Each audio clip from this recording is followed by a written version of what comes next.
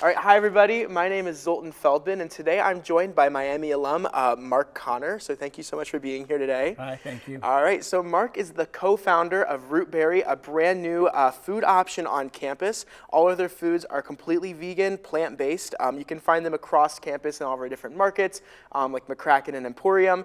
But Marc here is kind of going to talk about what Rootberry is, the process of how the food is made, and where you guys can start finding stuff on campus. So right off the bat, you were a student here at Miami. Yes. What major were you, and how did you start off as a student here to being the co-founder of this amazing company? How long you got? Enough time, so go ahead and tell me your story. It's a long and winding road, and I won't bore you with it, but I was a communications major here, and mainly because I was really afraid of accounting and calculus and whether I would fit the bill. So I end up using what you have to as you get older and you get out of here. But I loved it. It was a great school. And when I in my summers I did some internships in various capacities. But business was where I was headed. And then in my junior year I started to do some acting here on campus, and then that took me to LA for a couple of years after graduation. And that's when all kinds of different, opportunities arose, and I began to explore my career. But it's been long and winding. It doesn't make a whole lot of sense, to be honest with you. So you went to LA, and then what led you to start Rootberry? Like, what was the spark, I guess? So between LA, right after school, and then a lot of time goes by, and I turned 50. And so that was a couple years ago. I went to the doctor because I was like, all right, it's 50. I got to just check in, make sure I'm doing all right. And he says, great. Well, you're now on the verge of obese and overweight. You're on that line. Your blood pressure's too high. Your cholesterol's too high, and it's time to put you on medicine. And I was like, whoa, time out. How did that happen? I don't, So I kind of went back to the office, and I was talking with a colleague of mine and was complaining. I'm like, I don't understand. I don't want to do this. And he had just started following a much more plant-based diet. And so he's like, well, have you ever seen Forks Over Knives? And have you ever seen, or read this book, How Not to Die? And so I just started learning, and he kind of shared different pieces with me. So then I started to realize how much food played a role in my health. I think, I took that for granted, or at least thought I could eat that way forever, like most people in America and beyond. And so realizing that, then I started trying to find food that was plant forward, that was still really delicious and healthy and convenient, because I didn't have time to cook. And, usually like most people, run in and out of places to, grab food and work. And that's when I said, well, clearly there's an opportunity here. And there was a lot happening with plant-based foods at that time that were in meat, right? Like the Beyond and the Impossible. Yeah. Or in dairy, like people shifting to, nut milks or oat milks and things like that. But I didn't see total finished solutions happening for people like me that just needed the easy button. So it was selfish. It came out of me wanting to eat and not having a good solution. So everything here that we have is completely plant-based. Are you yourself vegan or vegetarian now, or are you still kind of living like a double life, or almost? I will say that I am plant predominant, but I am not, or flexitarian, or there's lots of different words for it, but it is just that, and there's a line from another book, which is eat food, meaning just real food, not too much, mostly plants. And I believe that is absolutely true. So now, for folks that are vegan, I think that's awesome. Like go for it.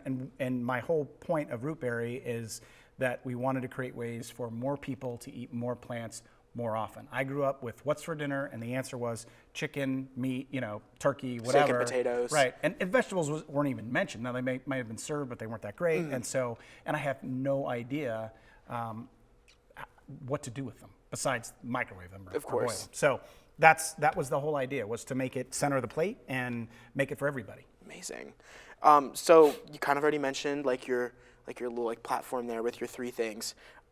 So you guys want to encourage students to live healthy, or not students, I guess anyone who eats Rootberry. Yeah. Live healthy, eat more plants and plant-based foods like that. So how do you design these foods to not only taste good, but to provide all those nutrients and stuff like that? What's that process look like? So from a process standpoint, and there's one other thing too, is so everything is plant-based, but it's also very allergen-friendly. So, which is another thing that I've learned over the last couple of years that's really important. But the way that we did it was I hired a couple chefs and a couple nutritionists, because I am not the pro when it comes to cooking in the kitchen. I know it tastes good. Yeah. So I said, here's the goal. It's got to taste good. If it doesn't taste good, it doesn't matter. So throw it out. And then it's got to be good for you. So we got to think about the macros. We got to think about the calories. And so at first it was much harder than it is now. Like frankly, we're able to come up with these concepts much faster and get to the nutritionals that we want and get to the flavor profiles that we want much more quickly. But it took a lot of practice, and we actually worked for 6 months just trying to get the original items. And then the other part of it is that we make these so that they're fresh and prepared. They're not frozen, so you get the texture and the taste and that you lose oftentimes with frozen. And so we had to test the food over like 14 to 18 days. Yeah. So it might taste good on day 1, but on day 5, it didn't taste good anymore. So because we're not using preservatives, it's got to be able to be sealed and still taste as good on day 14 as it does on day 1. Amazing. And so that took a lot of eating, which was okay with me. But I leave it up to our chef and nutritionist. So you're one of the first couple people to like taste test these things as new stuff is coming out. Absolutely. It's a pretty cool job there. It is, and it's fun. I'll throw out ideas and Yeah. I'll catch them and make them a whole lot better. Awesome. Because they understand how the ingredients work together and the nutritional value of that. So yeah, I get it the easy job. So there's about like 5 or 6 different options on campus at the moment that students Yes. can pick from. Yeah. Are there any like new products that students can be looking out for, like new recipes and things like that? So there are. I don't know if we're going to make it in time before everybody breaks this year, but I know they'll be back for the fall, and we'll be working on more for the fall. But we just launched a vegetable pad thai, which I love. Awesome. Really good. A Mediterranean bowl with a tricolor quinoa and brown rice and falafel and hummus and a tzatziki sauce, which is really good. And then what else? Sweet corn risotto, and then this one, this veggie bolognese is new. Thanks for saying the word again. I knew I was going to butcher it, but you pointed it out. So why don't we taste these a little bit? We want to show Miami students that they're edible and they're delicious. So Right. I want to start with that mac and cheese because I think it looks the best. All right. So what can you tell me? Anything particular about the mac and cheese before we get into it? Yeah, here's the thing I'm going to tell you about the mac and cheese. So if you are dairy sensitive or gluten sensitive, whatever range that is, then this is great. If you are like, I eat like greasy, fatty mac and cheese, like keep doing it. It's cool. This is probably not your dish, right? Like, because it's really hard to make a great mac and cheese that's gluten-free and dairy-free. Without cheese, yeah. But our chef did an amazing job, and so, yeah, go ahead. All right, I'm going to take up a good bite here. You better smile when you take a bite, man, I'm just saying. I got to play that for the cameras, No, right? that's right, yeah. All right, let's see here. But one of the hardest parts was, again, think about it, is to get that creaminess. Yeah, it doesn't even taste like there isn't cheese. It's good. Wow. Yeah. So that we can find on campus. Correct. We can also find this fajita bowl here on campus as well. Yep. So, fajita, you think chicken, obviously there's no chicken in here, so what's putting this aside from like a fajita dish that you'll get at like a Chipotle or Mexican restaurant uptown? Yeah, so, I mean, beans are the center of the plate here, obviously, but it's just a vegetable-forward dish. And so, for myself, before I started Rootbery, if I would just walk into Chipotle, I mean, I would get the chicken or the steak or, with the burrito and then everything else that gets skunked on top, right? And so this is a meal that's under 500 calories. Wow. That's, nutrient dense and tastes really good. That's the beauty of using real ingredients, right? Yeah, that's amazing. So- You wouldn't even look at that and think it's under 500 calories with how much No. stuff there is. I just made a Don't worry, mess. don't worry. Now we're really making a mess. That's, it's a party that way. Yeah. So there you go. All right, you can dig in, get the first No, bite, no, and I'll you. follow. I Oh, just wanna okay. stir it. Okay, I'll go right in the middle where everything's kind of laying There you go. together. Get all the good stuff. Let's see here. I'm gonna get a little bit of pepper, a little bit of beans. I mean, that tastes just like Chipotle, just without cheese or sour cream, of course. But you wouldn't even tell the difference. You could put that in a Chipotle bowl, and someone would Right. try it and think it's straight out of the That's awesome. restaurant. That's Yep. amazing, and super healthy, super cheap. I've seen the prices in the markets and It's stuff. about like walking into a Chipotle. right? Exactly, Like and that's- you get a full meal out of it too, which Yeah. is amazing. And students can use their on-campus money, things like Yes, that, their dining correct. plans to get it. So Dining plans great work. solution. So this veggie, say the word for me again, the Bolognese. Bolognese. I think Italian, right? Like, you know. So is this one available for students yet, or is that It like is one not, of the? I'm sorry, but it'll be here in the fall. Awesome. So, yeah, this is with a basil pesto. There's some eggplant in there. This is a chickpea pasta, so that's where a lot of protein is also coming from. I mean, this is 24 grams of protein. So Is in this the dish. mac and cheese noodles chickpeas as well, or? No, that one is not a chickpea noodle. It didn't work as well with the sauce. Gotcha. So I mean, we try to find the right match. All right, I'm gonna get some eggplant in there too and just try this out.